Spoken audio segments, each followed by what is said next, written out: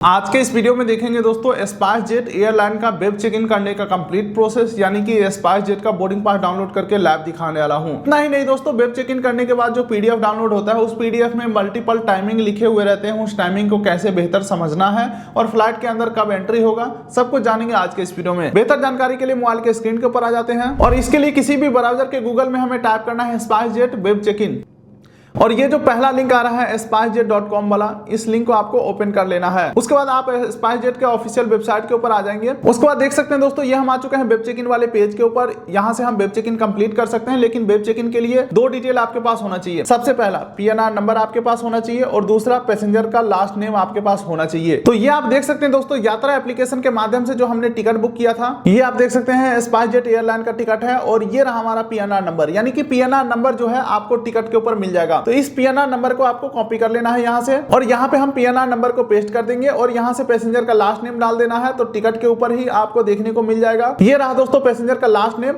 ये last name यहाँ से उठा लेना है। दोनों डिटेल हमने डाल दिया है, लेकिन इस बीच एक इंपॉर्टेंट जानकारी देना चाहूंगा। वेब चेक इन करने का एक समय सीमा निर्धारित है। फ्लाइट टेक ऑफ करने से 2 घंटा पहले से लेकर के 24 से 48 घंटा पहले तक आप वेब चेक इन कर सकते हो। यानी कि ये मान के चलो, अगर 10 दिन बचा हुआ है तो भी वेब चेक इन नहीं कर सकते हो, या 2 घंटे से कम समय फ्लाइट उड़ने का बचा हुआ है तो भी आप वेब चेक इन नहीं कर सकते हो। तो इन समय के बीच में आपको वेब चेक इन करना है। दोनों डिटेल हमने डाल दिया। फैच बुकिंग के ऊपर मैं क्लिक करता हूं। अब उसके बाद दोस्तों आगे बढ़ने से पहले पैसेंजर का नाम कंफर्म करना होगा। तो फर्स्ट नेम आपको डाल देना है, लास्ट नेम हमने पहले डाल ही दिया था, तो यहाँ पे फर्स्ट नेम डाल के सबमिट करता हूं। अब उसके बाद देखिए दोस्तों, हमारा बुकिंग डिटेल सक्सेसफुली खुल के आ चुका है। दरभंगा से दिल्ली का फ्लाइट है। ये रहा हमारा PNR नंबर, फ्लाइट का टाइमिंग क्या है, एयरक्राफ्ट कौन सा है, 2 घंटा 10 मिनट में पहुंचा देगा।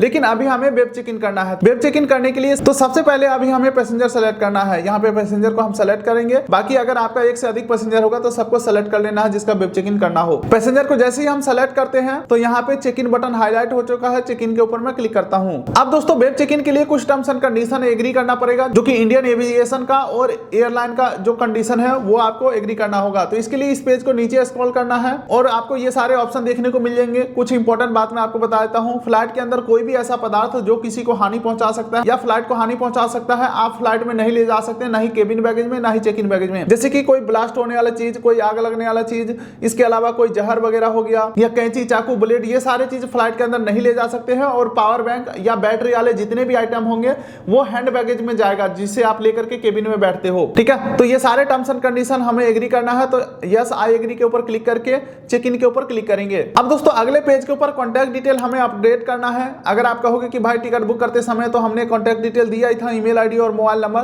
तो मैं आपकी जानकारी के लिए बताना चाहूंगा वो जो डिटेल है वो चला गया आपका वेबसाइट के पास जहां से आपने टिकट बुक किया था। लेकिन अब ये डिटेल जाएगा एयरलाइन के पास, और जो लोग ट्रेवल कर रहे हैं सिर्फ उन्हीं का नंबर यहाँ पे दीजिएगा। उससे क्या होता है, मान के चलो आप बोर्डिंग गेट पे नहीं पहुंचे हो, बोर्डिंग गेट बंद होने वाला है, तो एयर होस्टेस इसी नंबर के ऊपर कॉल करेंगे। मान के चलो आपका दोस्त यात्रा कर रहा है, वो एयरपोर्ट के ऊपर है और फोन आपके पास आ रहा है, तो इसीलिए कह रहा हूं कि नंबर उसी का दे जो ट्रेवल कर रहा हो। ठीक है, तो एक ईमेल आईडी और एक मोबाइल नंबर डाल के कंटिन्यू चेक इन के ऊपर क्लिक करना है। चलिए हमने सारा डिटेल डाल दिया है। कंटिन्यू चेक इन के ऊपर मैं क्लिक करता हूं। अब दोस्तों अगले पेज के ऊपर एड ऑन फीचर्स ऐड करने का ऑप्शन आ रहा है। जैसे कि अगर आपको लॉन्ग सीट चाहिए तो ज्यादा पैसा देकर के ले सकते हैं। सीट सेलेक्ट करने के लिए ऐड बटन के ऊपर क्लिक करके सीट को ऐड कर सकते हैं। लेकिन अगर आप चाहते हो कि मुझे सीट के लिए कोई पैसा नहीं देना है या सीट मुझे अपनी तरफ से सेलेक्ट नहीं करना है, एयरलाइन खुद ही अपना मर्जी से कोई सीट दे दे, ठीक है, तो ऐसे में क्या होता है, कोई विंडो सीट भी आपको फ्री में मिल सकता है, ऐसा चांसेस रहते हैं। तो इसके लिए आपको यहाँ पे ऑटो चेक इन के ऊपर क्लिक करना होगा। If you don't want to select a seat, choose auto check in. ठीक है,